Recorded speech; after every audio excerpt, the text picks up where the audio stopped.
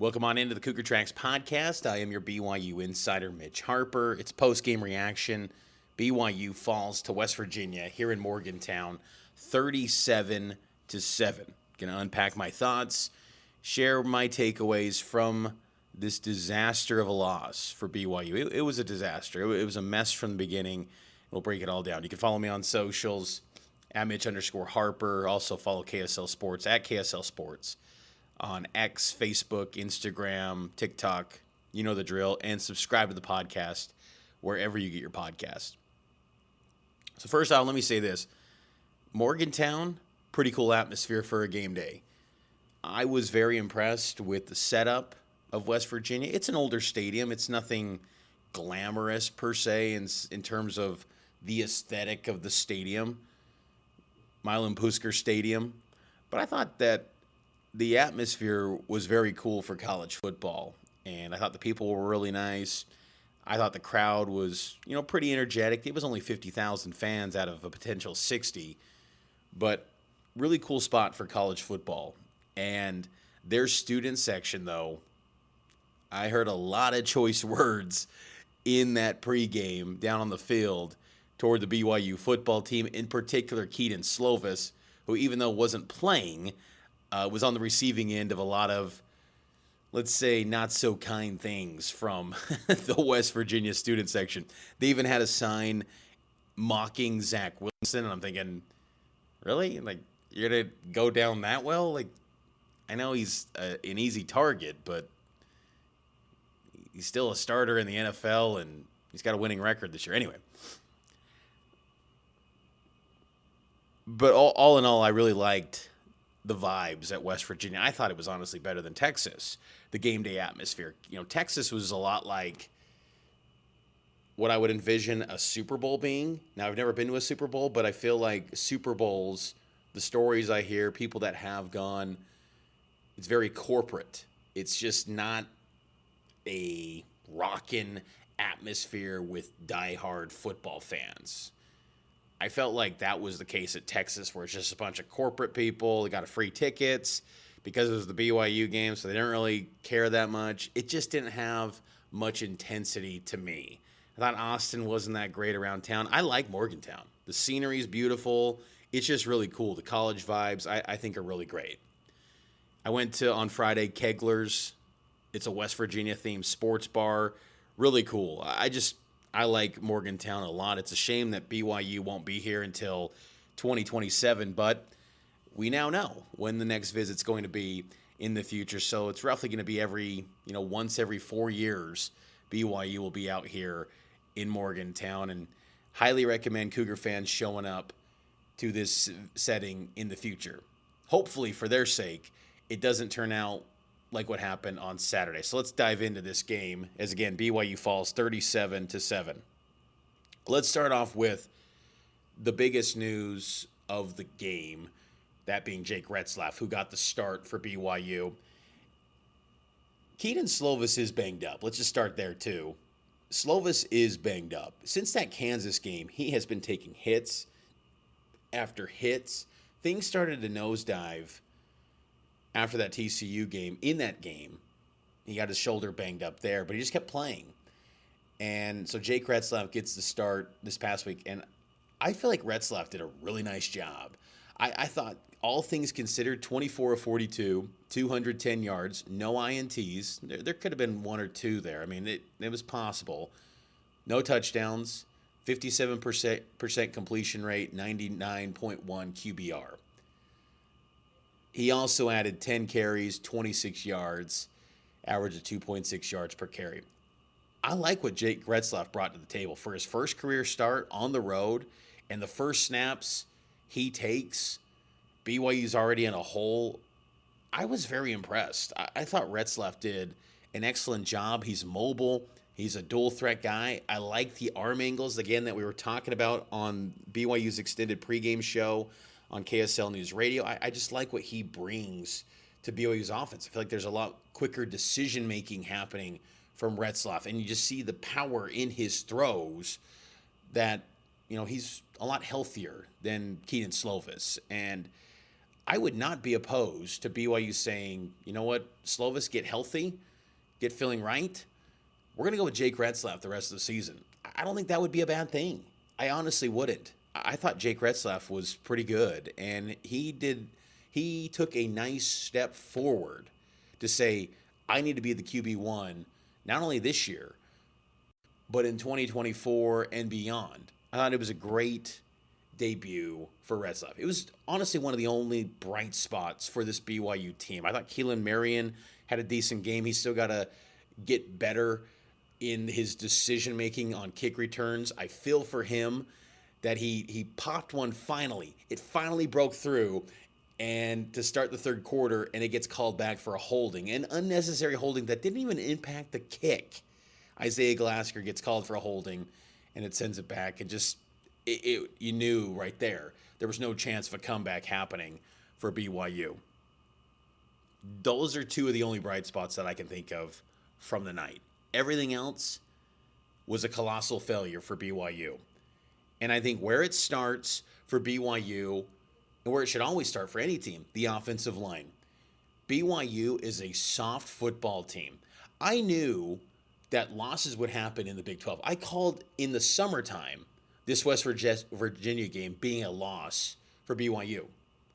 I said BYU would go 7-5 this season. I thought they would start 5-0, but then I thought the last 7 games it's going to be 2-5, and I thought West Virginia would be tough because 2 time zone Eastern game, never a positive prospect for BYU, but also too I thought West Virginia was a lot better football team than everyone thought. I had them on my preseason ballot in the Big 12 at number 11. I still, thought relatively low, but I never thought they were the 14th best team.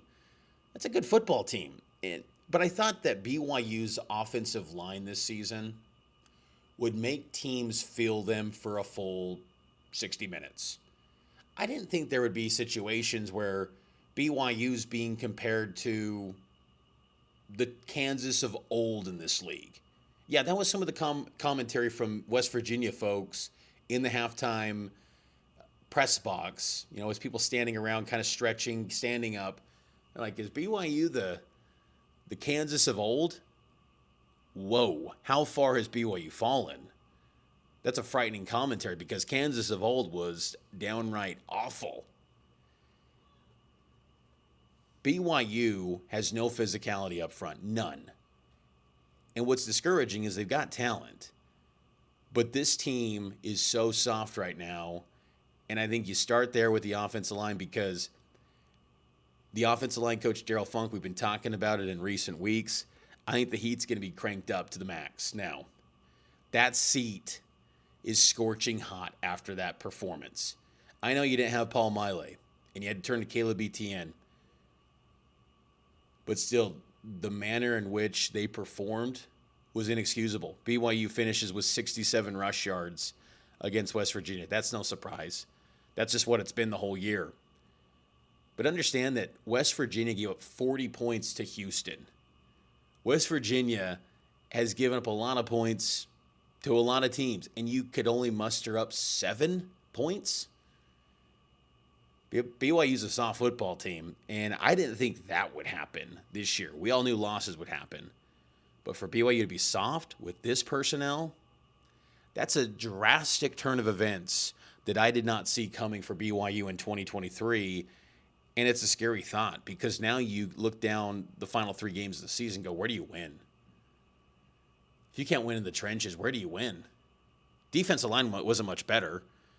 They created 0 pressure on Garrett Green. The defense looked a lot like the defenses of old. Can't get off the field. How telling was it? I thought it was a massive statement by Neil Brown and the West Virginia program winning the coin toss and saying, we're going to receive. I just thought, because that doesn't happen often, ever, in college football. You never see teams win the toss and elect to receive. It's never happening. But they said, you know what? We're going to line it up, run it down your throat. Yeah, we're going to get 2 pass interferences that go our way that probably shouldn't have been called. But still, you're not going to stop us, BYU. And we're going to score. We're going to punch it in. And your quarterback's going to take the ball with a deficit. And that's what they did. And they ate up 5 minutes of clock. Neil Brown's instilled confidence in that team. West Virginia gets their 6th win. They're going to bowl eligibility. They're going to be playing Oklahoma next week, and I think they're going to hang with the Sooners. I do. Because West Virginia's got so many options running the football. Jaheim White, who had a breakout performance last week against UCF, he goes for 146. C.J. Donaldson last week got benched at UCF, had a big breakout performance against UCF as well. Then he goes off for 102, and he was banged up in the BYU game. 2 touchdowns as well for Donaldson. What's frightening, too, is this score ended up 37-7, but I think it could have been worse. I think it could have been 50 for West Virginia. If Garrett Green was at all accurate as a passer, West Virginia scores probably 2 more touchdowns. They had to settle for some field goals because self-inflicted false starts by West Virginia and some of the poor passing by Garrett Green. They shot themselves in the foot. It could have been 50, 54. I mean, it was a beatdown. Beatdown by West Virginia to BYU. BYU's defense, they just seemed out of sorts. And look, again, I'm willing to give a little more leniency to the defense because I think Jay Hill knew when he took this job, he probably laid it out to Kalani, hey, this is going to take a few years to kind of flip this roster and improve the personnel. And I think the losses in the interior of the defensive line, Caden Haas, John Nelson, a lot bigger deal than people would have expected. You still had Jackson Cravens, but when he's having to go the full game, that's just, you're going to get tired. You can't rotate him out because the drop-off between Jackson Cravens and Bruce Mitchell is just the size of the Grand Canyon. I mean, Bruce Mitchell didn't play in a game until last night. That's just the reality. So I'm willing to give a little bit of leniency to the defense. Max Tooley finished with 12 tackles. Eddie Heckard had 10. But I just think that BYU just never gathered their footing at all. And they can't stop the run. West Virginia ends up with 336 yards on the ground. You're never going to win a game when you give up 336 on the ground. I don't know if BYU is going to win another game, folks. This might be a season where BYU ends up without a bowl game in the holiday season. Who do they beat? I think Iowa State's going to probably be a 6-point favorite. Maybe on the high end, 9? Maybe. The one thing about BYU is that they have been a better home team. To their credit, their 2 wins in the league are at home, and they're 2-0 in Big 12 play at home. It's a tough schedule when you have to go on the road. Back-to-back trips on the road. Let's see if they can lick their wounds with the home crowd supporting them late at night. But Iowa State's not going to be fazed by the cold weather. They're going to be like, wow, this feels like a nice spring break. 32 degrees. It feels like a heat wave compared to Ames. Jay Kretzlaff, though, going back to him, he's got a confident swagger about him. And I think he's got some intangibles that you can really, really build around. And look, this isn't to knock Keaton Slovis. Keaton Slovis, I think, honestly, has done a nice job for BYU this year. And that Kansas game, I feel like, was the last time we saw him truly healthy. And he put up a 300-yard game with a one-dimensional offense. He's got talent. But the month of October, he's been banged up. The team rolled over and died after his pick 6 against TCU. Texas Tech wasn't a thing of beauty, but they found a way to get a win. He's done enough. And he's got them in a spot where they're 1 win away from a bowl eligibility, but he's gone in a month if they don't go to a bowl game. BYU should really want to get a head start on 2024. I think Cougar fans can accept some struggles if you know some of the young guys are playing and getting opportunities to play. And they're showing you glimpses of what your future holds. Because, remember, this team, they all pretty much came together on the fly. Offensive line, quarterback, a lot of the key wide receivers. I mean, Cody Epps has never been a factor this year. He got hurt again. It probably had concussion symptoms, concussion protocol. he has never been a factor. So the wide receiver unit was pretty much revamped. It was just a whole new collection of guys coming together with the portal. And if they're not the top end talent, like a USC type transfer portal class, it's not going to be seamless in bringing it all together and working at a high level. Even Colorado's experiencing difficulties with flipping a roster and the challenges that come with that.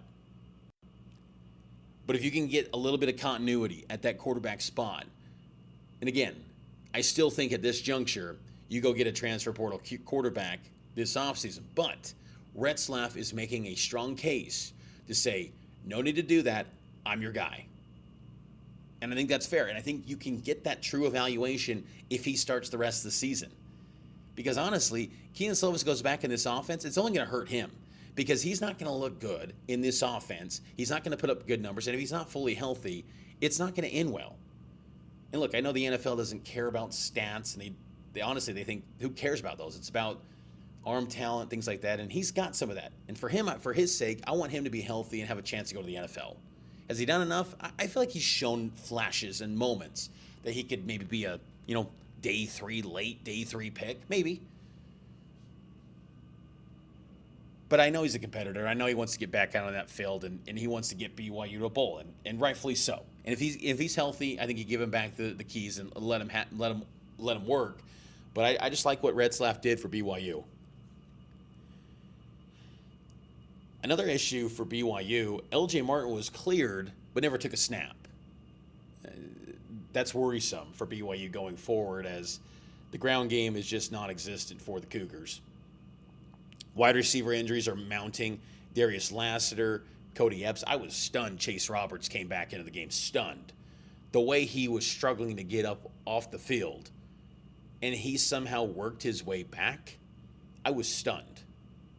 Just floored. I mean, I could not believe that. I thought, there is no way this guy's going to be back in the game. And how that wasn't a helmet-to-helmet hit penalty.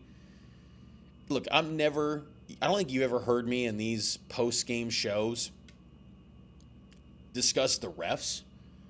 That was the worst officiating crew I've ever seen.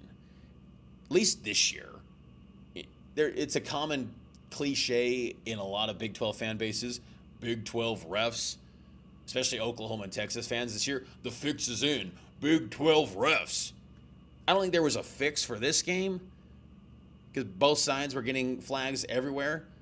But it was so terrible how disorganized these refs were. That illegal touching penalty on West Virginia. They were at the 27-yard line, their own 27. Illegal touching, 5-yard penalty. Should be at the West Virginia 22, right? They thought the ball was supposed to be placed at the West Virginia 40. You're going to gain 13 yards on a penalty? And then it took like 6 minutes of actual real time, not game action, but real time, until the next snap was ran, because they couldn't figure it out. They couldn't figure out where the ball was supposed to be spotted, so they needed to review things. And then they go, oh, it's at the WVU 22-yard line. This officiating crew was awful. They need to be reprimanded for that performance, because that was just downright terrible. They made the game longer than it needed to be. Some of the late hits were questionable, I thought. I mean, the Jacob Robinson one was definitely not targeting. It was late. The Max Tooley one, I'd have to go look at that one again. Off memory, it felt like that was a little bit egregious, but they were just a quick trigger on ripping out and throwing out that flag on the turf. And I hate when refs make their presence felt. I hate it. Both teams.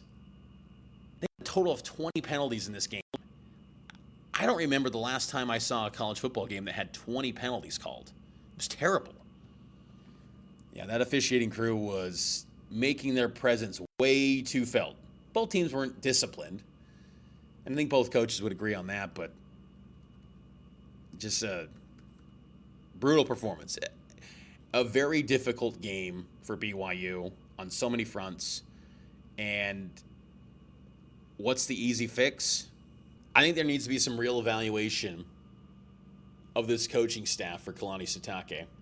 Look, he's not been known to do in-season firings, even though I feel like an offensive line, it would be justified. And you say, hey, Braden Kearsley, here's your chance to kind of audition for the job. And then you move on and after the season and get an O-line coach. Aaron Roderick, I know, is a point of contention for a lot of Cougar fans right now, and rightfully so. I think the offense has been underperforming a lot this year. But one thing with Aaron Roderick that I'm willing to give him the benefit of the doubt, I think some of the flow and the rhyme and reason of his play calls, without knowing the full nuances of what he's trying to accomplish, I'm willing to give him a little bit of the benefit of the doubt. I don't agree with the play call on 4th and 2, first design run of the game. It's just like a rush call. It's a handoff to Aiden Robbins to the right side. You've got injuries on the right side with Paul Miley. And Caleb Etienne just whiffs.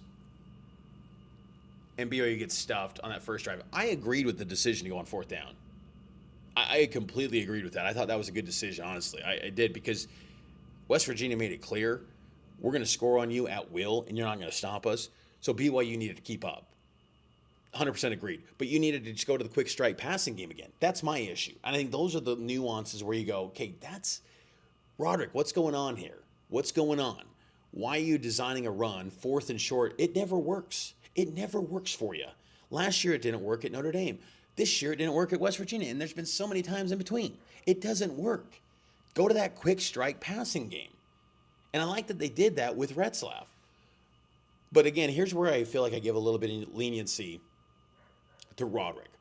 I do feel like BYU's quarterbacks have all been really good under Roderick, even beyond Jaron Hall and Zach Wilson.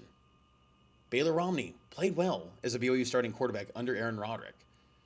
BYU has done a nice job at the quarterback position with Roderick since 2018. And I thought Retzlaff was another example of that. And Retzlaff was someone that no one was in the recruiting world talking about. No one was offering that guy. But Roderick saw something in him. And I think he'd be a nice quarterback for BYU. Same with Noah Lugo, same with Ryder Burton. He finds these guys that their recruiting sheet would say, is this a D1 guy? But then you watch him and you go, okay, this guy's got some juice to him. This guy's got some ability to play at a high level. And I think that ability to identify and evaluate quarterback talent, to me, is a saving grace for him. The other aspects of the offense are failing right now. And how they're performing, you could say it's a fireable offense. But I'm willing to give him a little bit more leniency because of that quarterback history he's built up. Because before him, the quarterback stuff was terrible. BYU was struggling. They just were. It was a lot of struggles. I mean, between Max Hall to when Aaron Roderick stepped into the building, BYU's quarterback play was brutal. I mean, yes, there was Taysom Hill in there, and Taysom was masterful in 2014, but it's only 4 games. And Christian Stewart played well too. But outside of that, I mean, Taysom had a lot of bad passing games in 2013. You know, BYU had poor performances at the quarterback position. They just did. And Roderick, there's not many times where you're seeing brutal quarterback play other than maybe this year. And even then, I just feel like it's because of the offensive line. That is the real core of the problems. And BYU used to be that violent football team up front. They're not. And they're soft. And that, to me, is the foundational problems of BYU. They have to be good in the trenches. They've got talent. And I think, too, with ETN, if he's whiffing, just go to another guy. Tyler Little, he was on the travel roster. Play him. Ian Fitzgerald, where's he at? Play him. Go to the next guy. Have you suddenly become a 6-man rotation at offensive line where you can't play anyone else? Remember, last year, Aaron Roderick said this was a Big 12 ready unit. Remember, in the preseason, Aaron Roderick said they upgraded in every position except maybe quarterback. But they were even there because they felt Slovis was going to be so good. Upgrade? Whew, they've regressed in every aspect. So that's the problem there. But again, quarterback trends under Roderick have been pretty good. And I'm willing to see that out. But I understand when Cougar fans are getting restless with Roderick because I think it's fair because some of the rhyme and reason of the play calls, it doesn't seem to flow. It doesn't seem to mesh where you're just left scratching your head and thinking, why did they call that? But that's going to do it for this episode of the Cougar Tracks podcast. BYU again falls 37-7 here in Morgantown to the West Virginia Mountaineers. Big thanks to everyone from West Virginia. They made the experience great. They really did. And I loved the food throughout the entire game. It was awesome. They had lasagna, chicken. They had pizza in the postgame. Outstanding. They had Mellow Yellow. I was like, this place is amazing. I love Morgantown. Outstanding place. But I will talk to you next time here on the Cougar Tracks podcast, and it's powered by KSLSports.com.